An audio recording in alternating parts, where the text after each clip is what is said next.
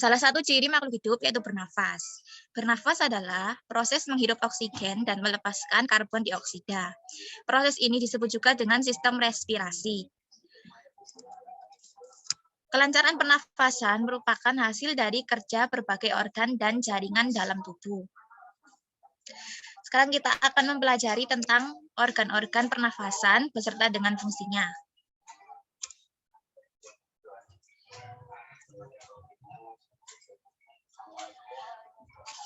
Yang pertama, hidung. Hidung sebagai gerbang utama keluar masuknya udara saat bernafas. Fungsi hidung sangat penting. Di lapisan dalam hidung terdapat rambut-rambut halus yang fungsinya untuk menyaring kotoran dari udara yang kalian hirup. Dan juga di dalam hidung itu ada yang namanya selaput lendir. Nah, selaput lendir ini fungsinya untuk melembabkan suhu udara dan juga menangkap udara-udara yang tidak diperlukan. Selanjutnya ada faring. Faring merupakan nama lain dari tenggorokan bagian atas, berupa tabung yang terletak di belakang mulut dan rongga hidung, dan juga menghubungkan keduanya ke trakea atau batang tenggorokan. Fungsi faring dalam sistem pernafasan manusia adalah menyalurkan aliran udara dari hidung dan mulut menuju ke trakea. Jadi udara yang pertama masuk melalui hidung, lanjut ke faring. Setelah itu lanjut ke epiglotis. Nah, epiglotis ini adalah katup atau lipatan tulang rawan yang terletak di belakang lidah, tepatnya di atas laring atau kotak suara. Bentuknya seperti katup yang akan terbuka saat bernafas untuk memungkinkan udara masuk ke laring menuju ke paru-paru. Lalu saat makan, epiglotis akan menutup untuk mencegah makanan dan minuman masuk ke saluran pernafasan dan menyebabkan tersedak. Jadi epiglotis ini katup untuk memisahkan antara jalur makanan dan juga jalur udara di dalam tubuh manusia. Selanjutnya ada laring atau kotak suara, terletak di bawah persimpangan saluran faring yang membelah menjadi trakea dan kerongkongan. Organ pernafasan ini memiliki dua pita suara yang membuka saat bernafas dan menutup untuk memproduksi suara. Saat bernafas, udara mengalir melewati dua pita suara yang berhimpitan sehingga menghasilkan getaran. Getaran inilah yang kemudian menghasilkan suara ketika kita berbicara.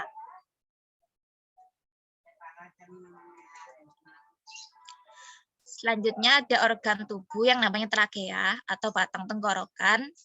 Fungsi trakea dalam sistem pernafasan yaitu mengalirkan udara dari dan menuju ke paru-paru. Organ ini berbentuk tabung berongga lebar yang menghubungkan laring ke bronkus dan paru-paru.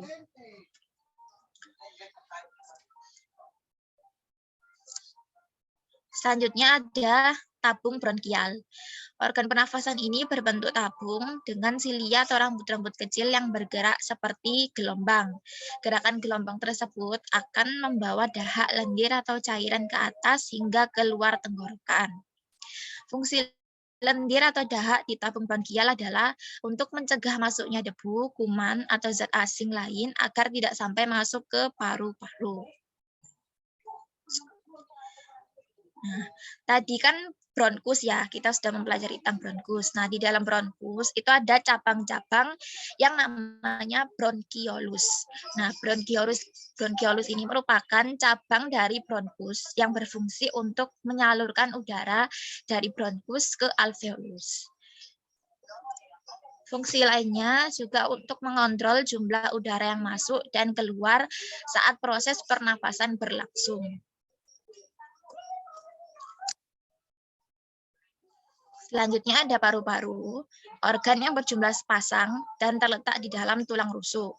Fungsi utama paru-paru dalam sistem pernafasan adalah untuk menampung udara yang kaya oksigen dan mengalirkannya ke pembuluh darah untuk disebarkan ke seluruh tubuh. Nah, di dalam bagian paru-paru ini ada yang namanya alveolus. Nah, alveolus ini merupakan gelembung-gelembung udara yang berada di bagian paru-paru. Nah, alveolus adalah kantong-kantong kecil di dalam paru-paru yang terletak di ujung bronkiolus, percabangan bronkus. Fungsinya adalah sebagai tempat pertukaran oksigen dan karbon dioksida. Pada alveolus juga ada kapiler pembuluh darah. Selanjutnya ada diafragma, merupakan dinding otot yang memisahkan rongga dada dan perut. Ketika melakukan pernafasan perut, diafragma akan bergerak ke bawah dan menciptakan rongga untuk menarik udara. Organ pernafasan ini juga bisa membantu memperluas paru-paru.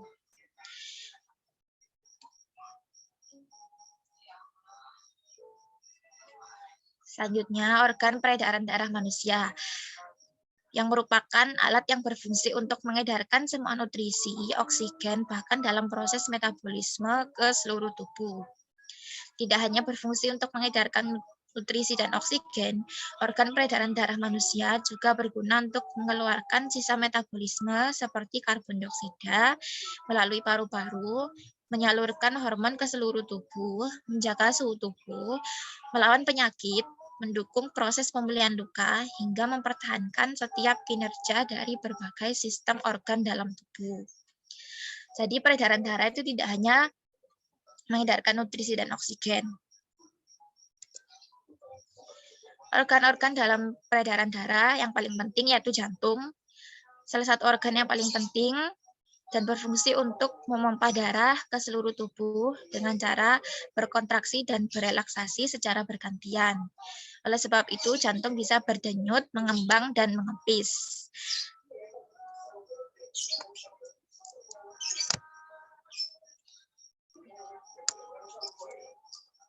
Selanjutnya ada pembuluh darah, terdiri dari dua jenis berdasarkan aliran darahnya, yaitu pembuluh nadi atau arteri dan pembuluh balik atau vena. Kedua jenis pembuluh tersebut memiliki fungsi masing-masing. Pembuluh nadi arteri berfungsi untuk mengalirkan darah yang mengandung oksigen dari jantung ke seluruh tubuh, sedangkan pembuluh balik vena berperan membawa darah yang kaya akan karbon dioksida dari seluruh tubuh kembali ke jantung. Nah, pembuluh nadi arteri ini itu ciri-cirinya pembuluh yang warna biru dan juga tampak. Nah, kalau vena ini pembuluhnya tidak tampak. Selanjutnya darah. Darah berperan penting bagi manusia karena berfungsi mengalirkan oksigen ke seluruh tubuh dan membawa karbon dioksida dari seluruh tubuh ke paru-paru. Darah dalam tubuh manusia mengalir melalui organ-organ peredaran darah manusia ke seluruh tubuh. Nah, macam-macam darah ada yang namanya eritrosit, sel darah merah, leukosit, sel darah putih, dan trombosit atau keping darah. Nah, yang biasanya untuk menyembuhkan luka itu adalah trombosit. Dalam tubuh lebih banyak sel darah merah daripada sel darah putih.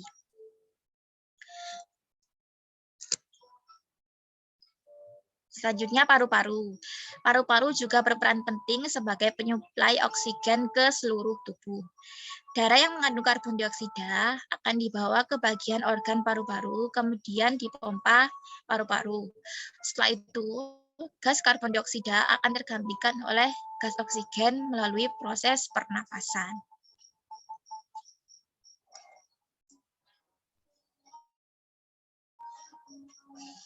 Selanjutnya, gangguan organ peredaran darah manusia. Kerusakan pada organ peredaran darah disebabkan karena aliran darah yang terganggu, baik kelainan genetik atau penyakit tertentu.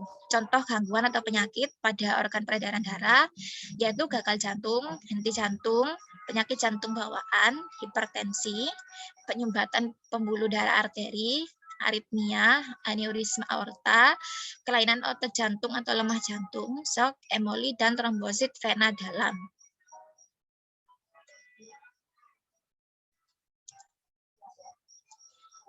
Materi selanjutnya tentang perkembangan dan pertumbuhan manusia. Dari bayi sampai lansia. Yang pertama, proses pertumbuhan manusia dimulai dari bayi. Saat masih bayi, kita mengalami pertumbuhan secara cepat pada tahun pertama. Nah, saat bayi itu biasanya organ-organ dan tulang-tulangnya masih belum terbentuk dengan sempurna. Bayi biasanya tulangnya tuh rawan, sehingga butuh pertumbuhan yang lebih cepat supaya tulangnya menjadi tulang keras. Selama tahun pertama, bayi selalu bergantung pada orang tua untuk memperoleh makanan dan perlindungan. Ketika usia 3 bulan, bayi sudah bisa membalikkan tubuhnya. Kemudian pada usia 6 bulan, bayi sudah bisa duduk. Pada usia 8-10 bulan, bayi akan mulai merangkak dan berdiri sendiri. Sedangkan pada usia 12-18 bulan, mereka sudah dapat berjalan sendiri tanpa dibantu. Masa bayi dimulai dari lahir hingga usia 2 tahun. Setelah masa bayi, lanjut ke masa anak-anak. Setelah mencapai usia 2-5 tahun, disebut masa kanak-kanak atau balita, anak di bawah 5 tahun. Pada usia ini, ketika sudah mampu berbicara, kita sudah mampu berbicara dan mengenal lingkungan. Ketika usia 5 tahun, juga sudah mampu bersosialisasi dan mulai masuk sekolah. Pada tahapan ini, kerja otak kita semakin baik, karena itu kita mulai bisa berkomunikasi, bersosialisasi, berpikir, dan bersikap.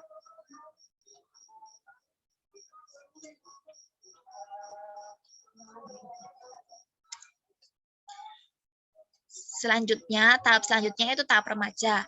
Setelah mengalami masa anak-anak, kita akan memasuki masa remaja. Saat masa remaja ditandai dengan sudahnya berusia belasan tahun. Nah, saat masa peralihan itu kita mengalami pertumbuhan dan perkembangan pada masa yang penting, yaitu disebut dengan masa pubertas. Kita akan mengalami berbagai perubahan fisik, terutama ketika masa pubertas itu akan menandakan bahwa berfungsinya organ reproduksi baik pada wanita dan juga pada laki-laki. Dan mengalami perubahan fisik mulai dari tinggi, bentuk, dan lain-lain.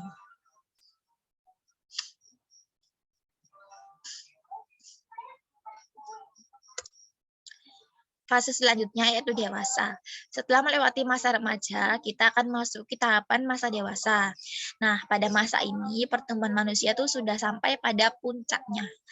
Kerja otak pada orang dewasa itu berfungsi amat baik sehingga dapat memutuskan sendiri mana yang benar dan juga mana yang salah dan melaksanakan pilihan terbaik dalam hidupnya. Nah, dalam tahapan ini biasanya kita sudah memiliki bentuk tubuh yang tetap dan pertumbuhan tinggi badan akan berhenti.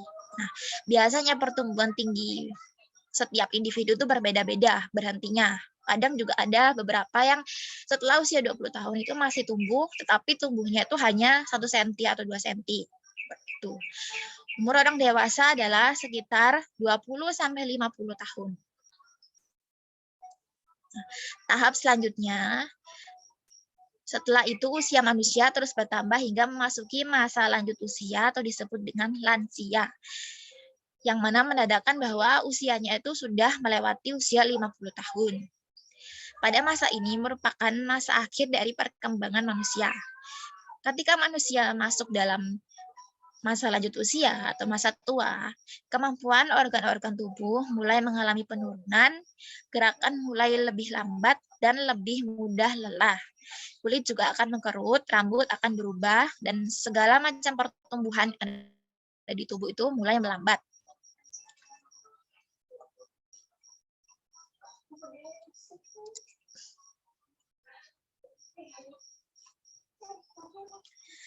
Selanjutnya, masa pubertas merupakan masa peralihan dari anak-anak menjadi dewasa.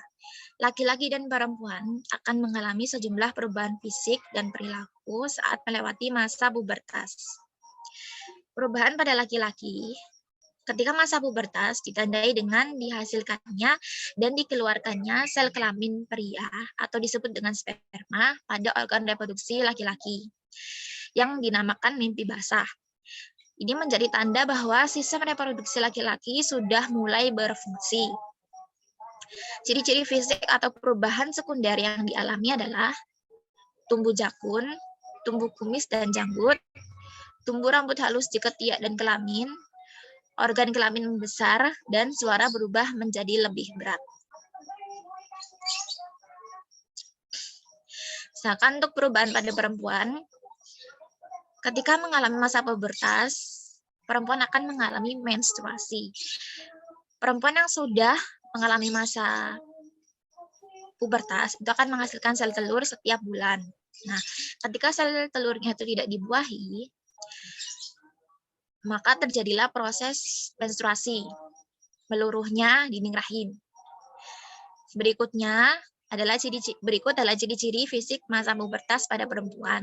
Tumbuh rambut halus di ketiak dan organ kemaluan, payudara mulai membesar, pinggul mulai melebar, suara menjadi lebih melengking.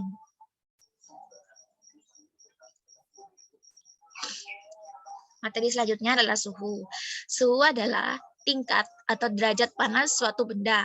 Dinyatakan dalam beberapa skala sembarang dan menunjukkan arah di mana energi panas akan mengalir secara spontan. Energi mengalir dari benda yang suhunya lebih tinggi ke benda yang bersuhu lebih rendah. Nah, satuan dari suhu adalah Kelvin. Dapat disimpulkan bahwa suhu adalah ukuran kualitatif, dapat diukur seberapa panas atau dinginnya sesuatu. Suhu disebabkan oleh energi kinetik dalam suatu benda yang diukur. Semakin besar energi kinetik, maka akan semakin tinggi pula suhunya. Nah, setiap benda itu memiliki energi panas. Jadi setiap benda pasti memiliki suhu.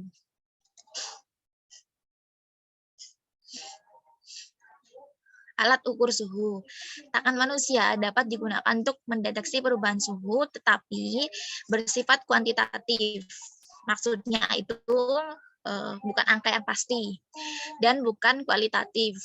Rasa panas yang dirasakan seseorang akan beda dengan orang lain. Jenis-jenis termometer itu ada termometer laboratorium, termometer klinis, termometer ruangan, termometer digital, termometer inframerah, dan termokupel.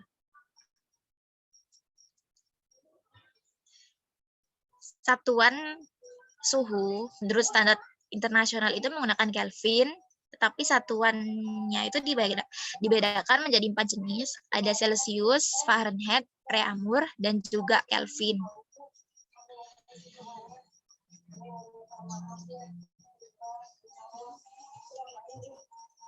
Oke, lanjut ke pembahasan soal nomor 1. Jaringan dalam paru-paru yang berfungsi sebagai tempat pertukaran gas oksigen dan karbon dioksida adalah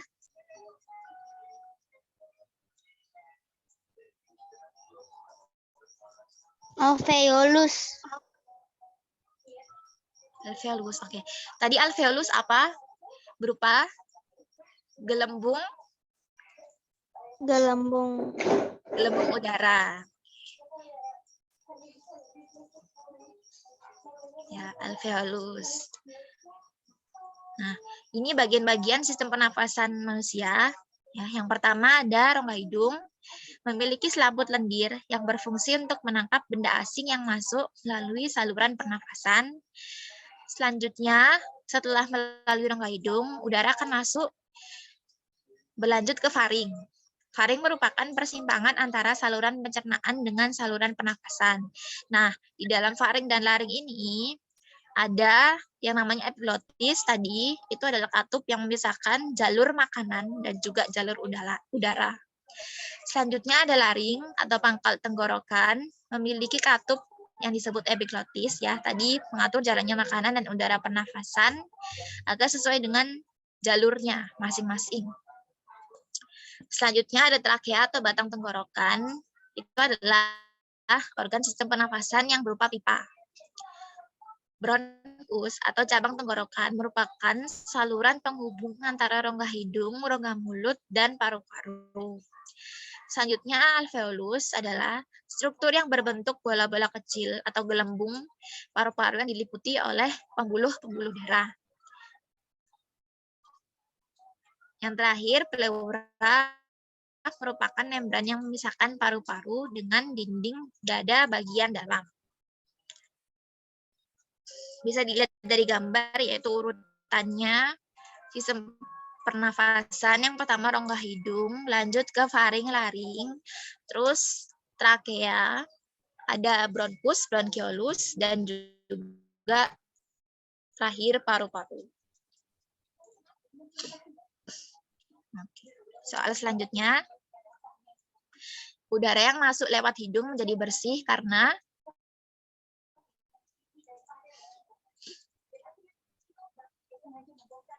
D. D. Ya, Kenapa D? udara disaring oleh rambut hidung. Oke. Ya, jawabannya D. Jadi udara yang masuk lewat hidung jadi bersih dikarenakan udara disaring tidak hanya oleh rambut, tapi juga oleh selaput lendir dalam hidung. Selanjutnya, struktur pada laring yang berfungsi untuk mencegah masuknya partikel makanan atau minuman ke dalam laring dan trakea adalah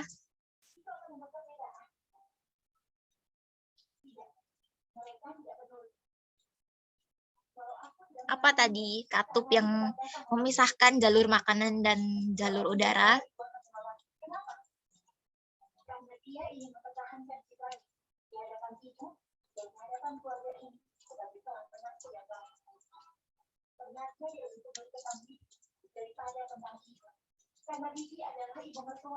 Apa jawabannya?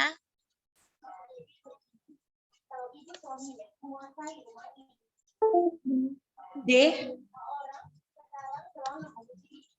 Apa? Epiglottis B. Epiglottis. Oke, ya. Epiglottis merupakan saluran atau struktur pada laring yang berfungsi untuk mencegah masuknya partikel makanan atau minuman ke dalam laring dan trakea. Bagian yang ditunjuk oleh nomor 3 dan 4 secara berurutan adalah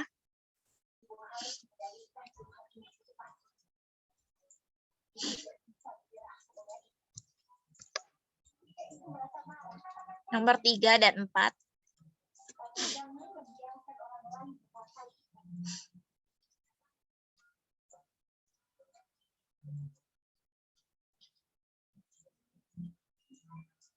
C. Laring dan trakea.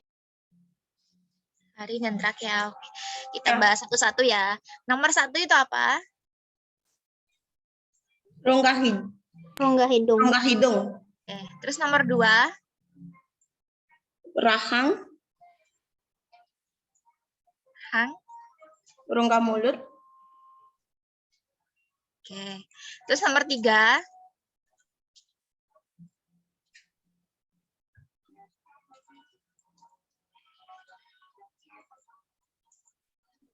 Faring.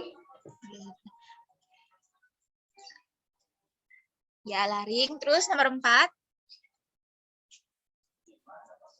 Nomor 4. Trakea. Ya, trakea atau batang tenggorokan. Terus nomor 5? Bronchiolus. Bronkus ya. Bronchiolus itu cabangnya. Yang terakhir paru-paru. Oke. Sama dengan ini ya. Yang pertama hidung, yang ditunjuk B itu adalah faring, terus yang C laring, D trakea, E bronkus. Percabangannya di dalam bronkus namanya bronchiolus, terus F paru-paru, dan G diafragma.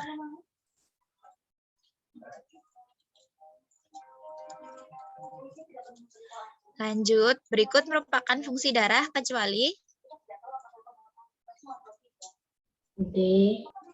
D. D. Sebagai alat gerak aktif. ya. Apa organ apa yang sebagai alat gerak aktif? Karena alat gerak aktif otot. Ya, Otot. Jadi fungsi darah apa aja? Membunuh kuman penyakit.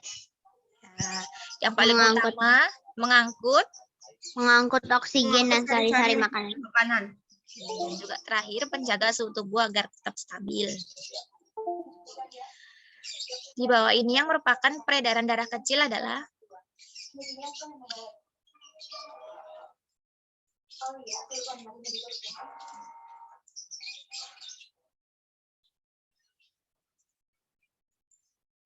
A. Jantung, paru-paru, jantung. Oke. Ya. Terus kalau peredaran darah besar, Seluruh Jantung, Jantung. seluruh tubuh, jantung. ya. jantung. Kalau peredaran darah besar tidak, kecuali paru-paru ya. Jadi jantung seluruh tubuh, terus jantung. Sedangkan untuk peredaran darah kecil, jantung, paru-paru, jantung. Nah, urutan peredaran darah besar dan kecil bisa kalian lihat di gambar. Nah, untuk peredaran darah besar, itu mulai dari bilik kiri, terus ke aorta, arteri, tubuh, vena, dan terakhir serambi kanan. Terus untuk peredaran darah kecil, itu bilik kanan, terus ke arteri pulmonalis, terus ke paru-paru, lanjut ke vena pulmonalis, dan serambi kiri.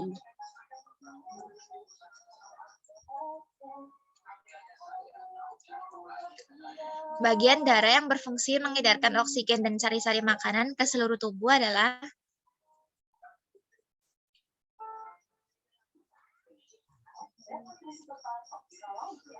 Jantung. Oke. Hemoglobin. Hemoglobin. Nah, hemoglobin ini protein pada sel darah merah yang berfungsi sebagai pengangkut oksigen dari paru-paru ke seluruh tubuh.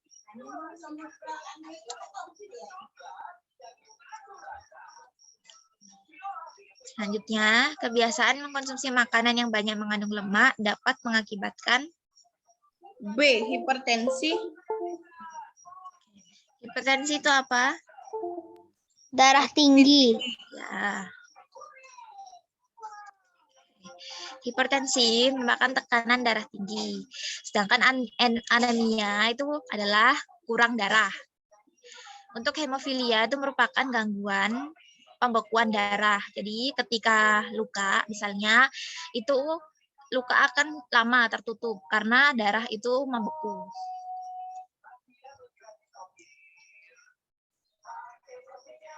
Selanjutnya, cara menjaga organ peredaran darah dapat dilakukan dengan Olahraga. C. Olahraga setiap hari. Ya, di olahraga itu penting ya, terutama untuk menjaga kesehatan jantung dan juga supaya peredaran darah kita tuh menjadi lebih lancar. Selanjutnya, sel darah yang memiliki fungsi membantu tubuh melawan berbagai infeksi dan mematikan kuman penyakit adalah C. Leukosit. C. Leukosit. Darah putih. Oke, leukosit itu sel darah apa? Sel darah putih. Oke, terus kalau sel darah merah disebut nama lainnya? Eritrosit bukan? Ya, oke. Jadi leukosit itu adalah sel darah putih, eritrosit sel darah merah, terus ada yang namanya trombosit atau keping darah. Jadi kalau sel darah merah itu banyak kandungan oksigen dan karbon dioksidanya. Nah, kalau untuk sel darah putih itu berfungsi untuk melawan berbagai virus atau bakteri yang ada di dalam tubuh. Sedangkan trombosit atau keping darah itu fungsinya untuk menutup luka gitu. Jadi kalau kalian luka, nah itu trombosit yang menutup lukanya, membekukan darah. Selanjutnya, cicak dapat berjalan di dinding atau langit-langit rumah karena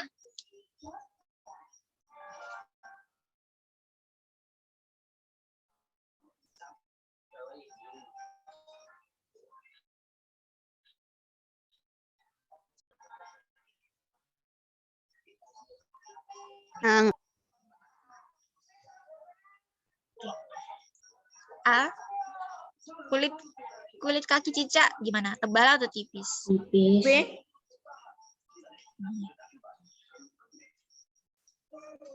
B. Ya. Jadi cicak dapat berjalan di dinding atau langit-langit rumah karena kulit kaki cicak tipis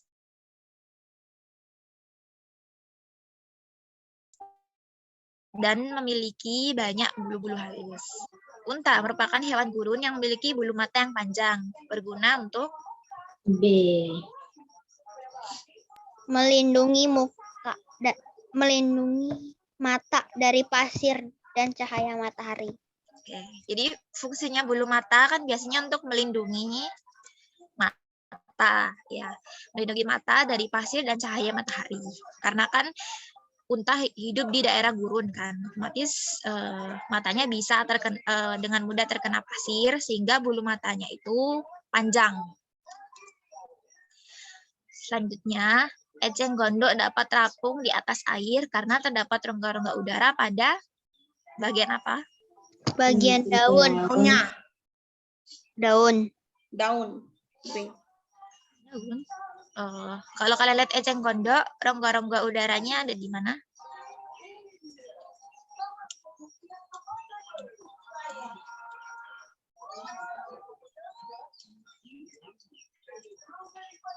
Apa jawabannya?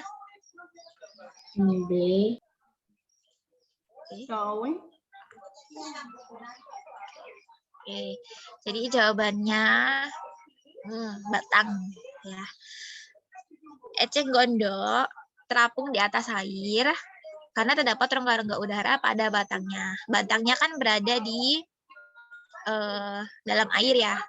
Nah, batangnya itu terdapat rongga-rongga supaya eceng gondok itu bisa terapung di atas air. Selanjutnya, bebek dapat meluncur di kolam karena Memiliki selaput renang pada kakinya. Ya, jadi bebek memiliki selaput renang pada kaki sehingga menyebabkan bebek dapat meluncur di dalam kolam. Bunga rafflesia berbau bangkai yang berfungsi untuk A. Menarik lalat. jawabannya apa? Menarik lalat. Ya, jadi bunga rafflesia itu memakan apa? Makan lalat. Ya, makan Lalat. serangga, terutama lalat.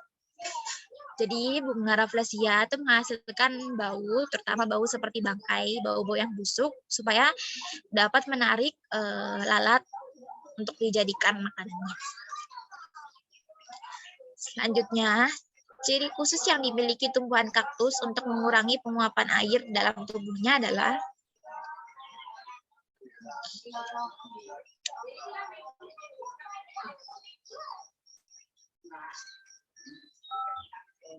A. Coba kalian perhatikan tumbuhan kaktus. Ciri-ciri yang paling menonjol ketika kalian lihat apa? Kaktus mempunyai apa? Duri.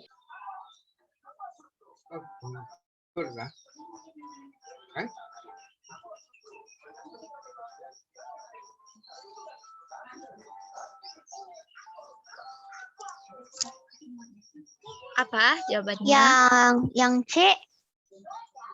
C. Oke. Ya.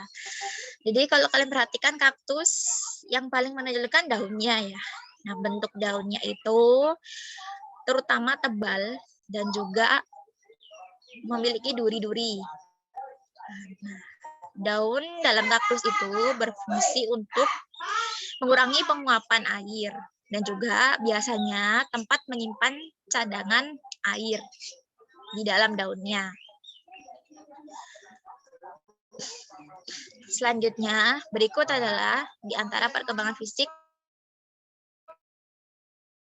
pada anak laki-laki kecuali B. Yang C. B.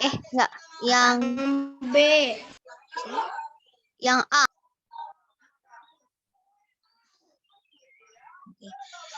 Oke, jadi perubahan fisik pada anak laki-laki kecuali B. yang mana? Yang B. Yang A. Oke, jadi jawabannya B. Perkembangan fisik pada anak laki-laki biasanya suaranya menjadi lebih besar kan. Nah, kalau perempuan itu suaranya lebih nyaring.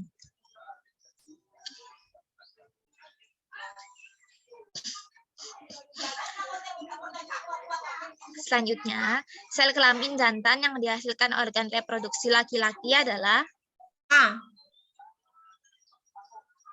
ya, Sperma. ya. Jadi jawabannya sperma. Kalau perempuan, sel kelaminnya namanya Ovum. ya, Ovum. ovum, sel telur. Oke. Ciri primer atau utama pada perempuan yang mengalami masa pubertas ditandai dengan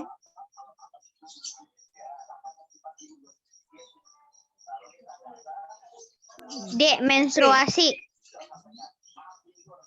Oke. Ya. Jadi ciri utamanya perempuan ketika berada dalam masa pubertas ditandai dengan menstruasi. Pembentukan sel kelamin atau sel telur atau ovum pada perempuan disebut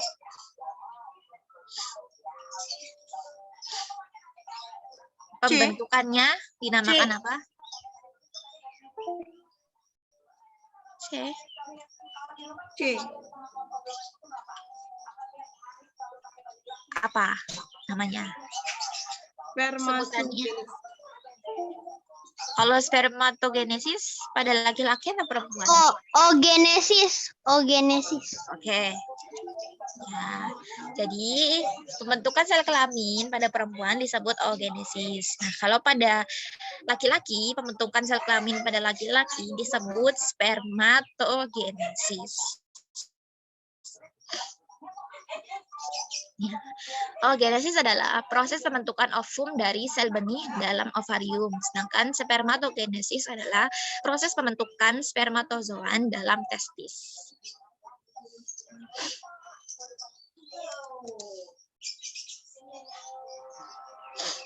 Salah satu ciri pubertas yang dialami oleh remaja dengan jenis kelamin laki-laki adalah A. Tumbuh jakun di leher. Tumbuh jakun di leher. Oke. Jawabannya A.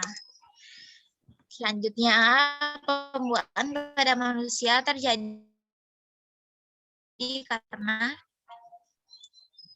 Penggabungan sel sperma dan sel telur. jadi jawabannya apa? C. C. Oke.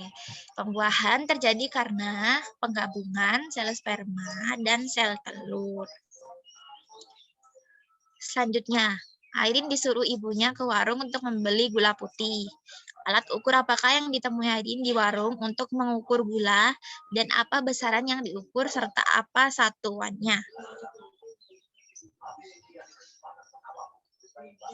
Timbangan dengan besaran berat B. dan satuannya kilogram. B. B. Oke. Berat atau massa?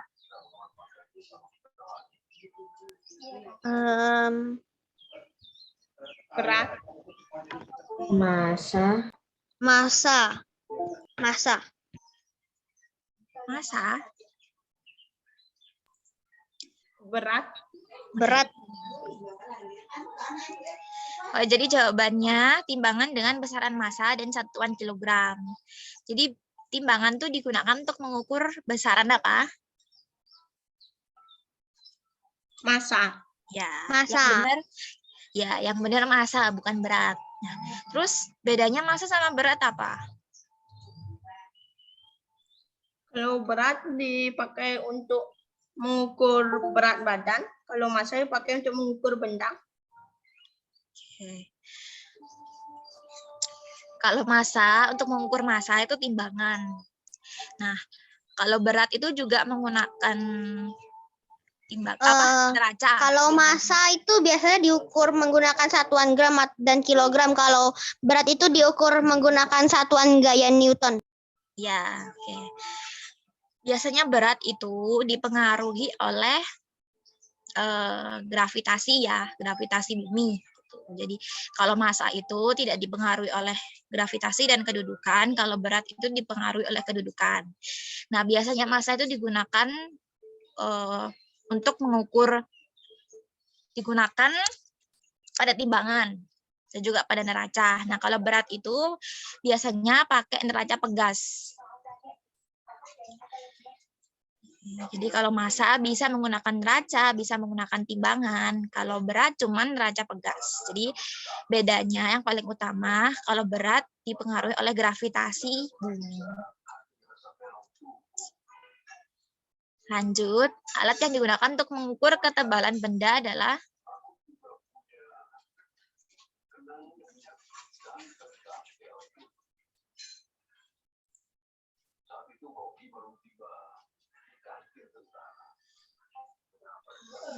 A.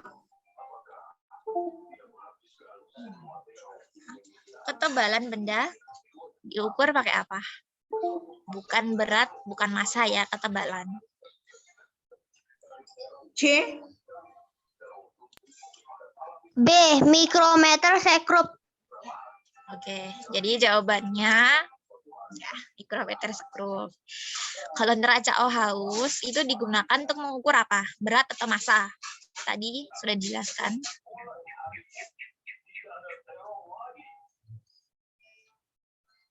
Untuk mengukur apa neraca Ohaus? Berat atau massa? Massa. Ya. Massa. Jadi neraca Ohaus digunakan untuk mengukur massa. Sedangkan untuk mengukur berat pakai neraca apa yang namanya tadi?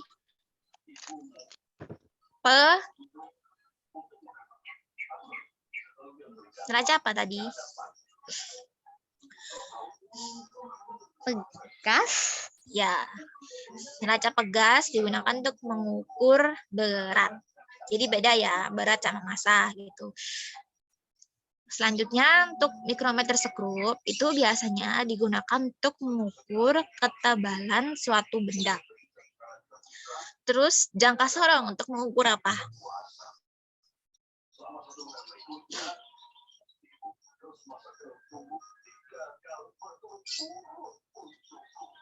Jangka sorong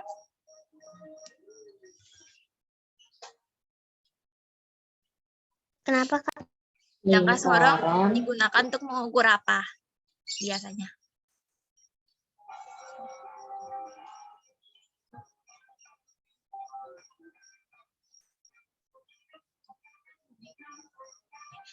Ya, jadi jangka sorong biasanya digunakan untuk mengukur diameter. Diameter. Ya, jadi bisa diameter dalam, bisa diameter luar. Terus juga digunakan untuk mengukur apa? Kedalaman. Oke. Kalau mikrometer sekrup untuk ketebalan benda, kalau jangka sorong untuk mengukur diameter dalam, diameter luar, dan kedalaman. Jadi jangka sorong untuk mengukur apa? Kedalaman. Terus Mengukur Kedalaman. diameter. Mengukur diameter. diameter dalam dan Luar. ya diameter dalam dan luar. Terus stopwatch digunakan untuk mengukur apa? Mengukur kecepatan. Kecepatan. Stopwatch Oh, sebentar. Waktu. ya. Mengukur waktu. Ya, stopwatch digunakan untuk mengukur waktu.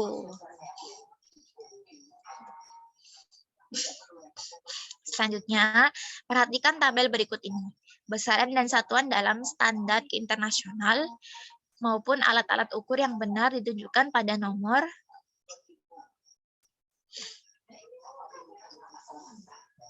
yang benar ya.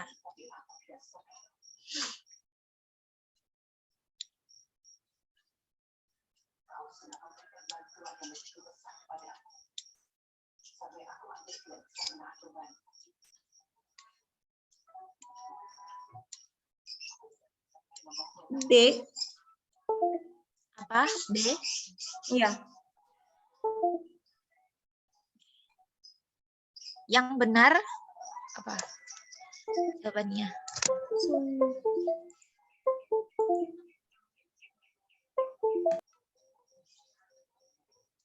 Coba kita bahas satu-satu ya. Besaran panjang satuan menurut standar internasionalnya apa? Benar sentimeter, benar apa enggak? Benar. Kalau ngukur panjang, biasanya pakai satuan apa?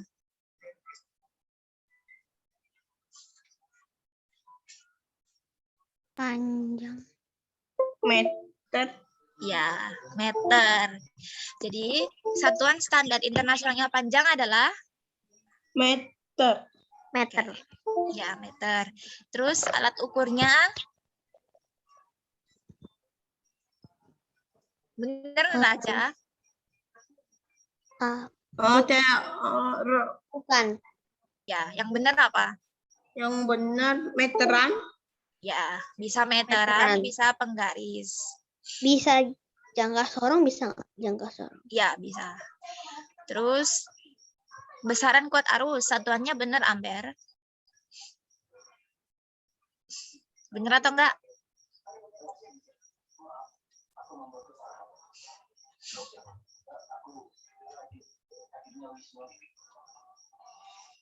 Apa? Ya, betul. Ya, kuat arus satuannya ampere. Terus alat ukurnya benar apa enggak?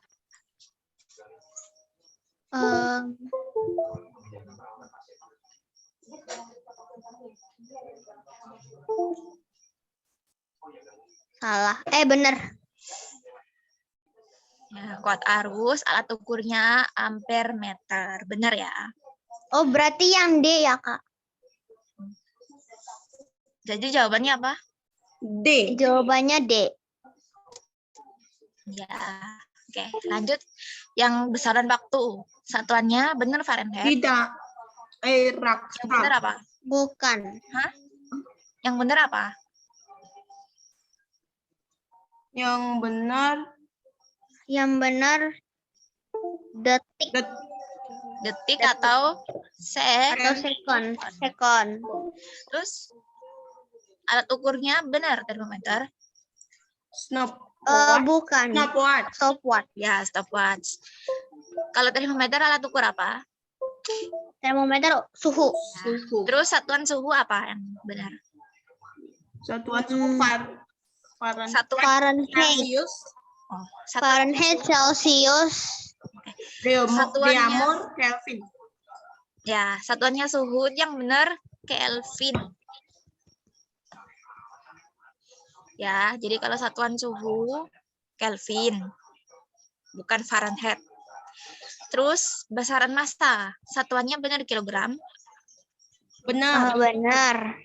Terus alat ukurnya Benar. Ya, benar. ya. Jadi jawabannya D. Ya, D.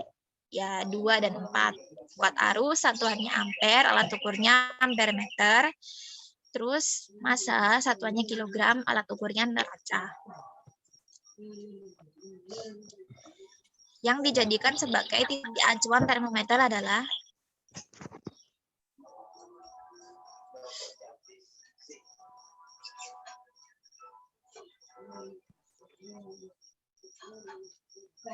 Titik beku es dan titik didih air.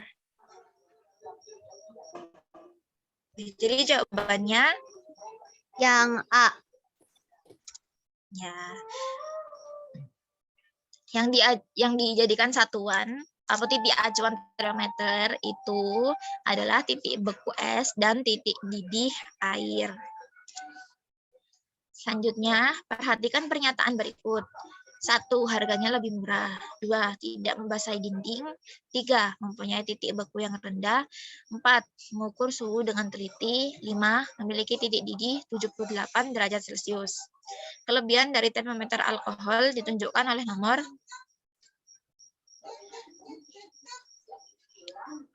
1, 2, dan 3.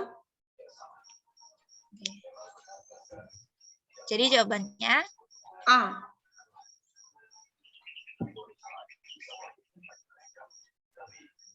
Yang C. ya C.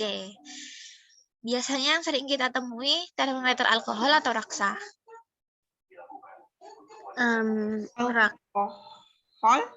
Ya. Yang biasanya sering dipakai itu termometer alkohol. Karena harganya lebih murah. Terus juga termometer alkohol itu mempunyai titik beku yang rendah dan mengukur suhu dengan teliti. Jadi kalau misalnya pakai termometer alkohol itu lebih cepat bereaksi sama suhu gitu. Jadi lebih teliti suhunya, dan juga termometer alkohol yang pasti harganya murah, makanya sering digunakan. Nah, kalau termometer laksa itu Fahrenheit. biasanya digunakan dalam laboratorium gitu kan. Terus juga termometer raksa ini jarang digunakan, kenapa? Karena raksa itu mahal. Terus juga karena raksa itu apa? Sifatnya beracun. Jadi kalau misalnya pecah kan bahaya juga gitu kan, raksanya keluar. Jadi karena lebih aman, makanya yang sering digunakan menggunakan termometer apa? Alkohol. Oke. Selanjutnya, keuntungan raksa sebagai pengisi termometer adalah 1. Tidak membasahi dinding. 2. Pemakaiannya tidak teratur. 3. Mudah dilihat. 4. Titik bekunya rendah. Pernyataan di atas yang benar adalah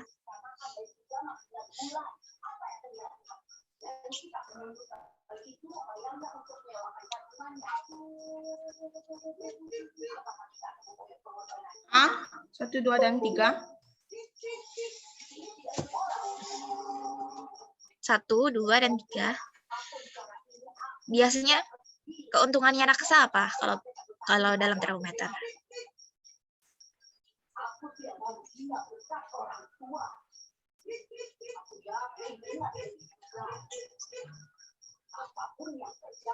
Oke.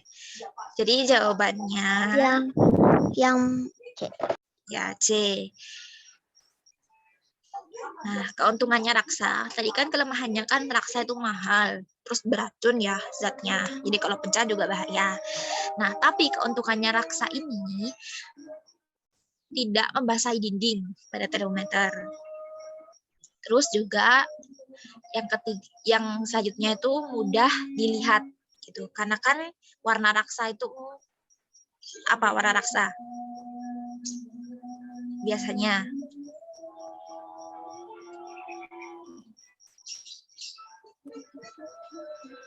merah ya. Jadi kalau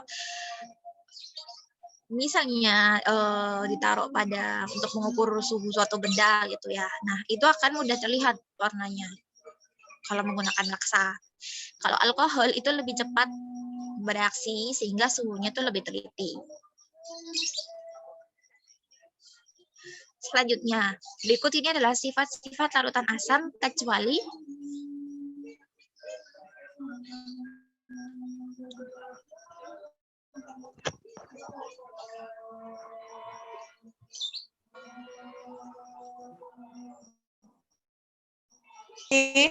sifat-sifat larutan asam D. apa? D. Ya, kecuali D. Jadi, sifat-sifat larutan asam apa aja? mengubah warna Menghasilkan lakmus ion biru H+, menjadi mempunyai merah, rasa misalkan ion H+, mempunyai rasa masam. Ya. Terus kalau yang D, itu larutan apa? Larutan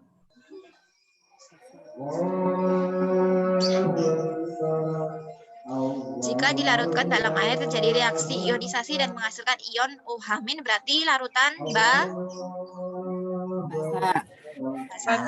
Ya. Nah, perbedaan asam dan basa. Jadi kalau larutan asam itu sifatnya korosif, ya. Misalnya seperti besi gitu ya, bereaksi dengan larutan asam maka akan cepat berkarat. Terus selanjutnya dapat mengubah warna zat yang dimiliki oleh zat lain atau dapat dijadikan indikator asam atau basa. Terus sebagian besar reaksi dengan logam menghasilkan H2. H itu lambangnya untuk larutan yang bersifat asam, sedangkan OH itu larutannya berarti sifatnya basa. Senyawa asam memiliki rasa asam, menghasilkan ion H+ dalam air, dan biasanya kalau menggunakan kertas lakmus itu mengubah warna menjadi warna apa? Kalau asam merah atau biru?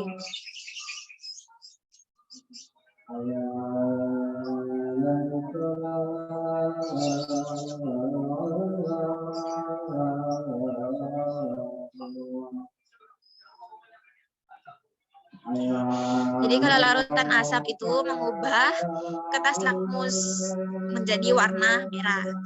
Selanjutnya larutan basa sifatnya bersifat merusak kulit. Oke. Terus juga dapat mengubah warna zat lain atau warna yang dihasilkan berbeda dengan asam. Terasa licin di tangan seperti sabun. Senyawa basa terasa pahit dan menghasilkan ion OH- di dalam air.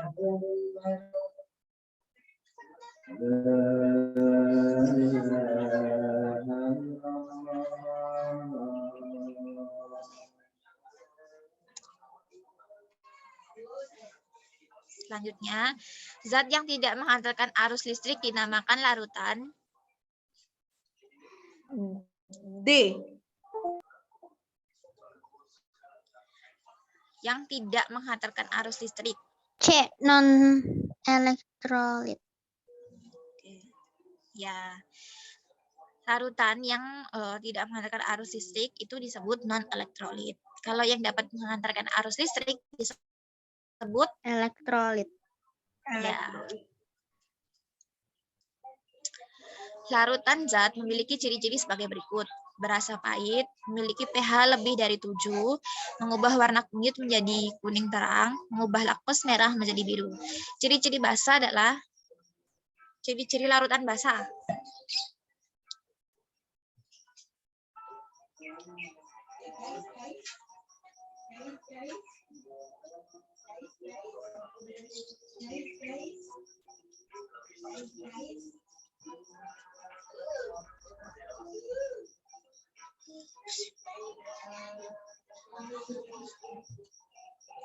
Apa jawabannya? Tadi apa? Ciri-ciri larutan basa.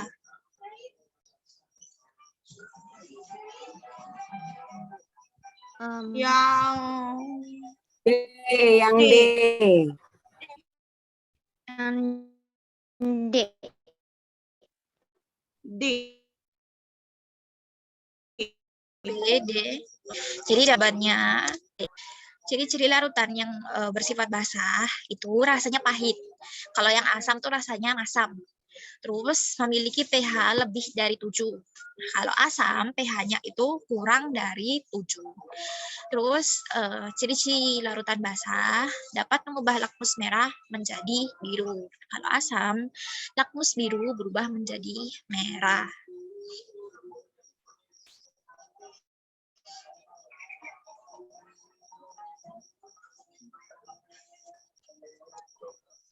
Oke, selesai. Ada yang ditanyakan? Tidak.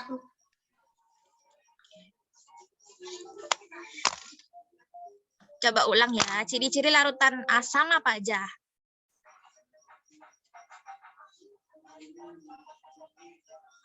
Berasa masam. Ya, terus? pH kurang dari 7. Oke, terus?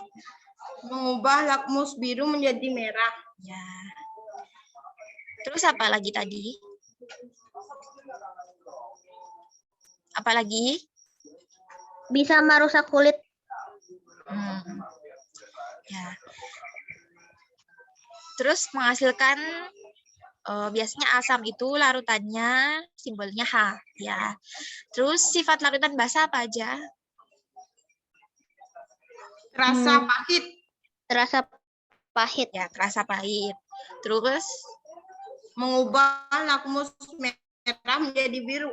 ya, terus pH 7.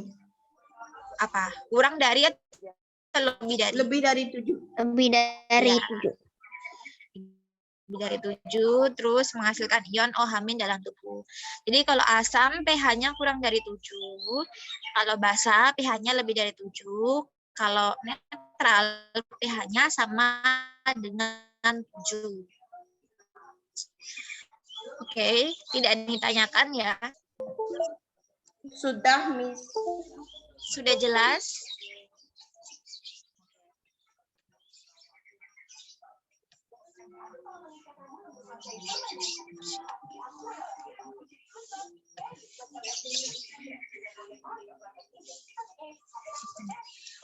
Kalau gitu kita akhiri pertemuannya. Sekian pertemuan hari ini. Terima kasih. Wassalamualaikum warahmatullahi wabarakatuh. Selamat sore. Terima kasih. Selamat sore, terima kasih. Terima kasih.